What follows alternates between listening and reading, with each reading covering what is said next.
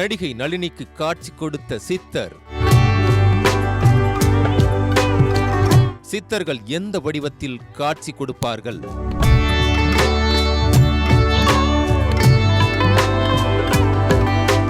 Presenting sponsor Tamil Matrimony.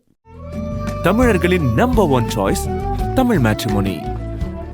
இப்போது புதிய அறிமுகம் ஆச்சி ஹோட்டல் சாம்பார் 50 கிராம் ரூபாய் 20 மட்டுமே. சித்தர்களும் மகான்களும் நமக்கு எந்த வடிவத்தில் காட்சி கொடுப்பார்கள்?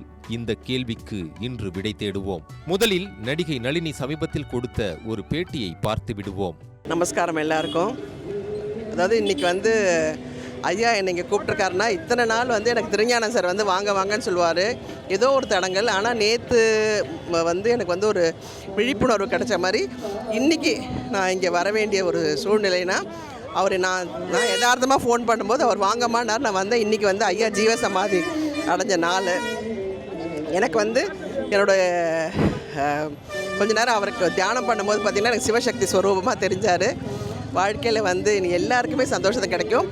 இங்கே யார் யார் கால் பதிக்கிறாங்களோ அவங்க வாழ்க்கையில் நிச்சயமாக ஒரு நல்ல மாற்ற திருப்பம் கொடுக்கும். ஏன்னா இவ 2 நாள் முன்னாடி தான் கேட்டாமா, இந்த கோயிலுக்கு போகணுமா அப்படின்னா. நான் சொன்னேன் 20ஆம் தேதி போகிற வரியாமான்னு. என்னவோ ஒன்று கனெக்ஷன்ஸ். நாங்கள் ரம்யா நாங்கள் எல்லாருமே ஒன்றா வந்தோம். கிழக்கு தாம்பரத்தில் உள்ள அகண்ட பரிபூரண சச்சிதானந்த சாமிகளின் குருபூஜை சமீபத்தில் நடைபெற்றது. அந்த குருபூஜைக்கு நடிகை நளினி வந்திருந்தார். அப்போது அவர் நமக்கு அளித்த பேட்டிதான் மேலே பார்த்தது. அந்த பேட்டியில் சச்சிதானந்த சாமிகள் சிவசக்தி சுரூபத்தில் தனக்கு காட்சி தந்ததாக நளினி கூறியிருந்தார். தியானம் பண்ணும்போது பார்த்தீங்கன்னா எனக்கு சிவசக்தி ஸ்வரூபமாக தெரிஞ்சாரு. சச்சிதானந்த சாமிகள் நளினிக்கு தனது உருவத்தை காட்டாமல் ஏன் சிவசக்தி சுரூபமாக காட்சி தர வேண்டும்?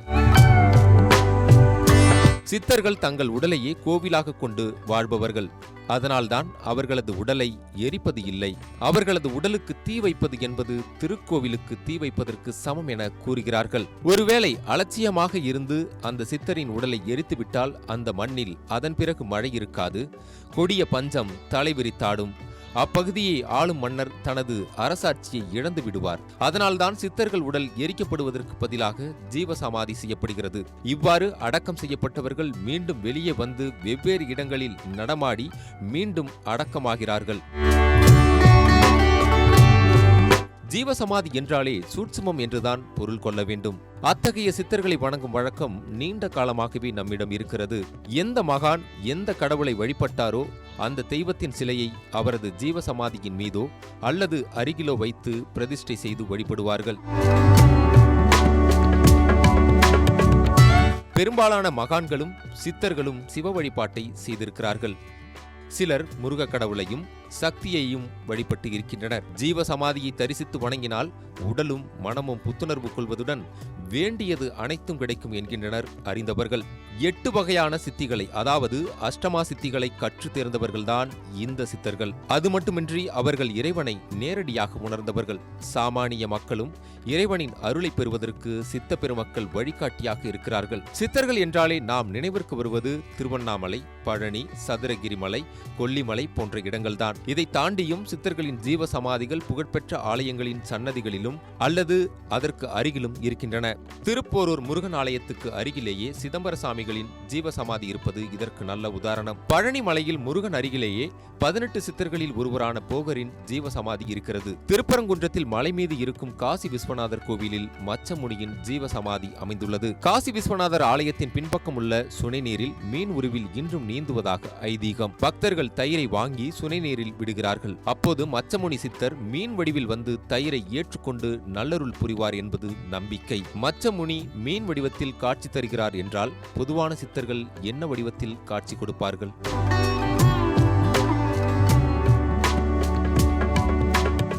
ஜீவசமாதிக்கு செல்லும் பலரது அனுபவம் எப்படி இருக்கிறது என்றால், சித்தர்கள் ஒளி வடிவத்தில் காட்சி தருவார்கள் என கூறுகிறார்கள். சில சித்தர்கள் விலங்கு அல்லது பறவை ரூபத்தில் காட்சி தருகிறார்கள். பைரவ சித்தர் நாய் ரூபத்தில் காட்சி தருவார். காகபுஜண்டர் காக்கை உருவத்தில் காட்சி தருவார் என கூறுகிறார்கள். ஒருவர் தனது மனதில் எந்த ரூபத்தில் அந்த சித்தரை நினைக்கிறாரோ அந்த ரூபத்தில் காட்சி கொடுப்பார்கள் என்றும் கூறப்படுகிறது. அப்படித்தான் நடிகை நளினி கிழக்கு தாம்பரத்தில் உள்ள அகண்ட பரிபூரண சச்சிதானந்த சாமிகளை தரிசிக்க சென்ற போது சிவசக்தி சுரூபத்தை உணர்ந்திருக்கிறார். அதாவது இன்னைக்கு ஐயா என்னை இங்கே கூப்பிட்ருக்காருன்னா இத்தனை நாள் வந்து எனக்கு திருஞானம் சார் வந்து வாங்க வாங்கன்னு சொல்லுவார்.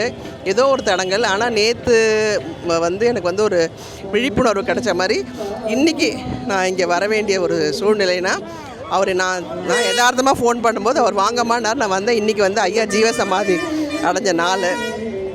எனக்கு வந்து என்னோடய கொஞ்ச நேரம் அவருக்கு தியானம் பண்ணும்போது பார்த்திங்கன்னா எனக்கு சிவசக்தி ஸ்வரூபமாக தெரிஞ்சார். வாழ்க்கையில் வந்து இனி எல்லாருக்குமே சந்தோஷத்தை கிடைக்கும். இங்கே யார் யார் வந்து கால் பதிக்கிறாங்களோ அவங்க வாழ்க்கையில் நிச்சயமாக ஒரு நல்ல மாற்ற திருப்பம் கொடுக்கும். ஏன்னா இவ வந்து 2 நாள் முன்னாடி தான் கேட்டாம்மா இந்த கோயிலுக்கு போகணுமா அப்படின்னா. நான் சொன்னேன் 20ஆம் தேதி போகிற வரியாமான்னு. என்னவோ ஒன்று கனெக்ஷன்ஸ். நாங்கள் ரம்யா நாங்கள் எல்லாருமே ஒன்றா வந்தோம். அது மட்டுமின்றி சித்தராலயத்துக்கு செல்லும் பலரும் திடீரென சுருட்டு வாசனையை உணர்கிறார்கள். இது அந்த இடத்தில் சித்தர் காட்சி தருவதை உணர்த்தும் அறிகுறி என கூறுகிறார்கள். அதேபோல சித்தரை வணங்கும் ஒருவர் மருத்துவமனையில் வைத்து திருநீர் வாசனையை உணர்வார். மருத்துவமனையில் என்ன வாசனை வரும் என நம் அனைவருக்கும் தெரியும். ஆனால் திருநீருக்கு வாய்ப்பே இல்லை. இருந்தபோதும் குறிப்பிட்ட நபர் தனக்கு பிடித்த சித்தரை வேண்டிய அடுத்த கணத்தில் அந்த திருநீர் வாசனையை உணர்வது மிராக்கில் அன்றி வேறு இல்லை.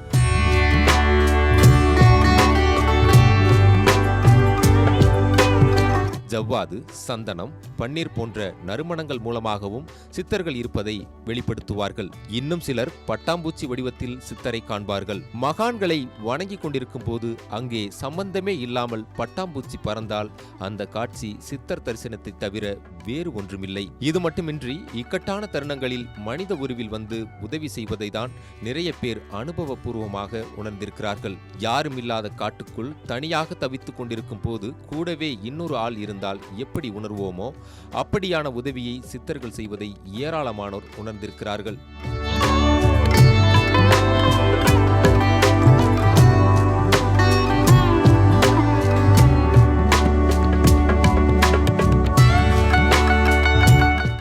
Presenting sponsor Tamil Matrimony. தமிழர்களின் நம்பர் 1 சாய்ஸ் தமிழ் மேட்ரிமோனி. இப்போது புதிய அறிமுகம் ஆச்சி ஹோட்டல் சாம்பார் 50 கிராம் ரூபாய் 20 மட்டுமே.